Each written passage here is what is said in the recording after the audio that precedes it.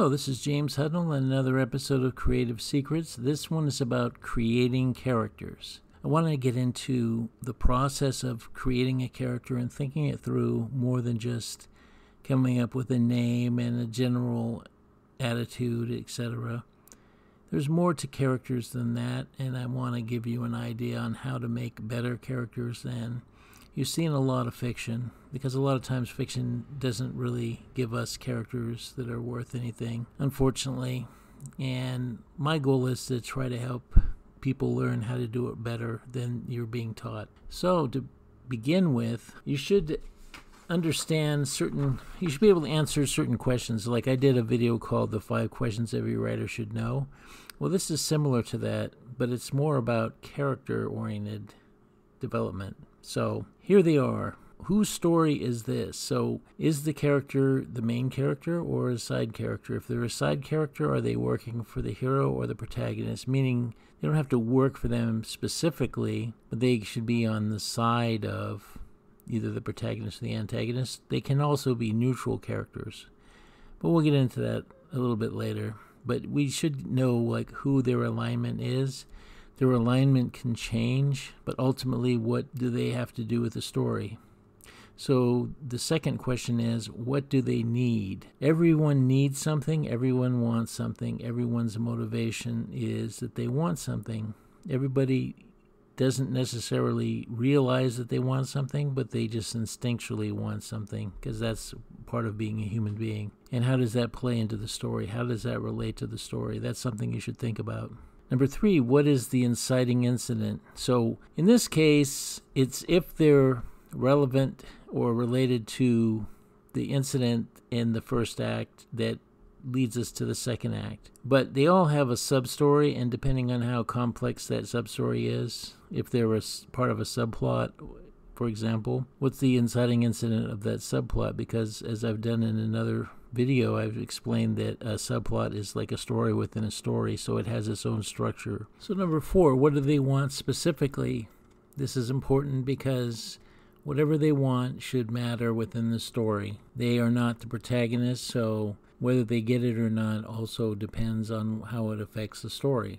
Number 5, what obstacles are in the way? So your character is going to be facing all kinds of obstacles, so will the other characters.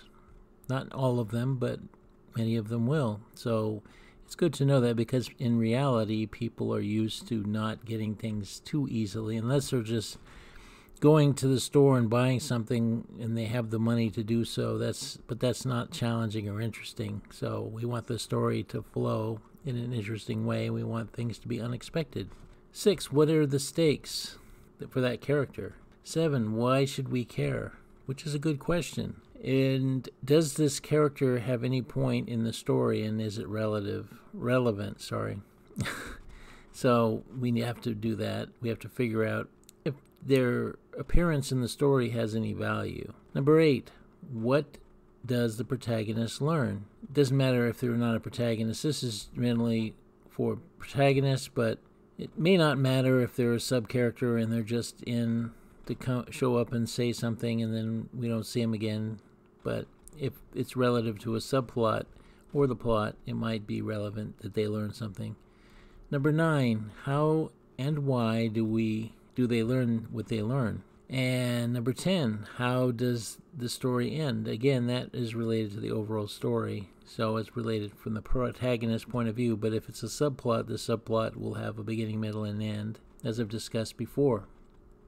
Okay, so I assume that you know the name of your character. If not, there are character name generators you can find online that are very useful for trying to come up with a good surname and a first name. But here are some questions that you should write down and answer when you're constructing the character.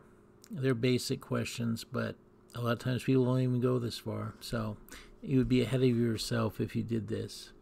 So first, what is the name of your character? What is their gender, if it matters? But most people see things in a binary way. I mean, nowadays it's popular to claim that there are more than 2 genders, but really that's a political statement. What is their age? What is their height and weight?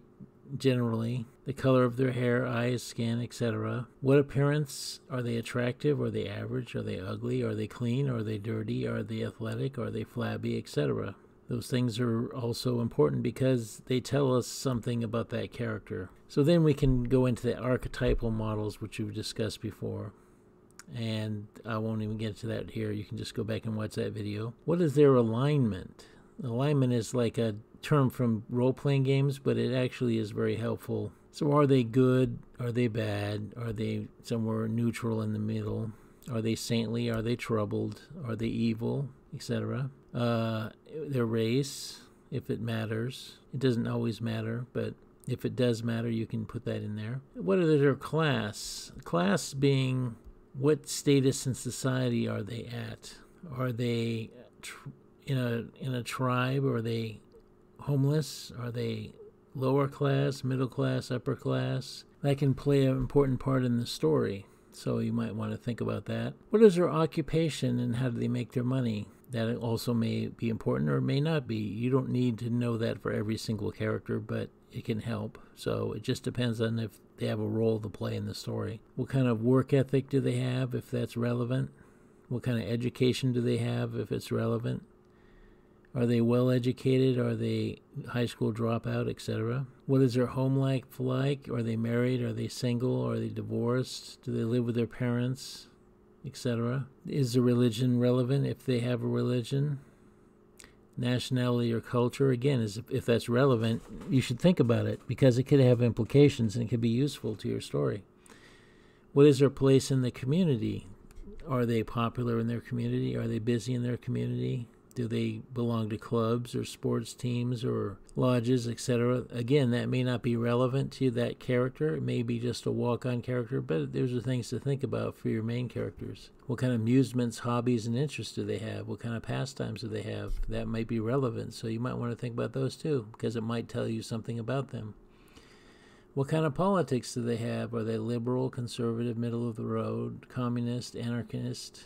That may, again, have a role to play. If it doesn't, you don't have to put it in there, but it's something to think about. What kind of foods do they like? Again, that could be useful. What kind of sexual orientation? Are they hetero, bi, gay, transsexual, etc.? What kind of sex life do they have? Are they promiscuous? Are they celibate? Are they a virgin, etc.? Again, that may be important. It may not be, so it just depends on whether you think it's relevant to the story. Do they have fetishes? Again, that might be relevant. What is their morality? Are they a moral person or are they a amoral person? Again, do they have standards? That could also be important in how they act within that structure of the story. How they would respond or act in a situation. Their morality can dictate that. So can their ambitions. Do they have goals? Do they have dreams? Can it be relevant to the story? If it's not relevant to the story, it doesn't matter. But if it is relevant to the story, it's something you should think about. What is their attitude? Are they militant, relaxed, resigned, defeatist? Those things can also play an important part. Complexes. Do they have obsessions? Do they have inhibitions? Do they have superstitions? Do they have phobias or hang-ups? Again, all very important if it's relevant. But again, if it's not relevant, you don't have to worry about it. Illusions. Do they have false beliefs that they hold on to? Abilities. Do they know multiple languages? Do they have special talents, if that's relevant? Qualities. Imagination, intellect, judgment, taste, poise, IQ. Those are qualities that may be important to that character if that's, again, relevant. Do they have superpowers, if applicable? So those are the kind of things you should think about, and it'll give more dimension to that character if you think about some of these things. Just write down the ones that matter. You don't have to put all of them, but some of them might matter to your character, and it might give that character a little bit more oomph than they would have had before. Then you want to talk about relationships, as we discussed in multi-dimensional characters. Do they have parents alive or dead? What is their relationships with them? Is it good, bad, indifferent? Step-parents, do they have those? Same thing, or what are their relations? Siblings, do they have siblings? Do they have siblings? Do they have lovers, relations with a lover? How are they? These are things to think about. Ex-lovers, is that relevant? Who are their ex-lovers? Is it related to the story at all? What are the relations with those ex-lovers if it's important?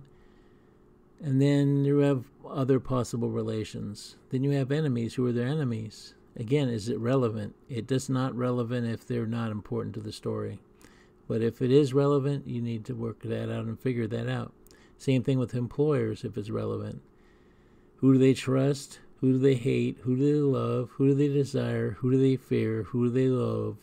Who do they need? Loathe, not love.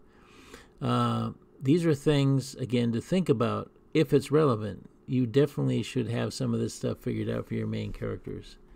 For minor characters, it's less important. For all the hero and villain, you should know most of these by heart, depending on the relevance to your story. The relational questions will help you choose the right characters to represent who they interact with on a relational level when you want to flesh them out as characters. So those are things that you should think about when developing characters, and it will make a big difference. That's it for this episode. I will talk to you next time getting into character backstories, and I will talk to you later. Please like and subscribe to this channel if you haven't done so. Like this video especially because it helps me. And I will talk to you later. Bye.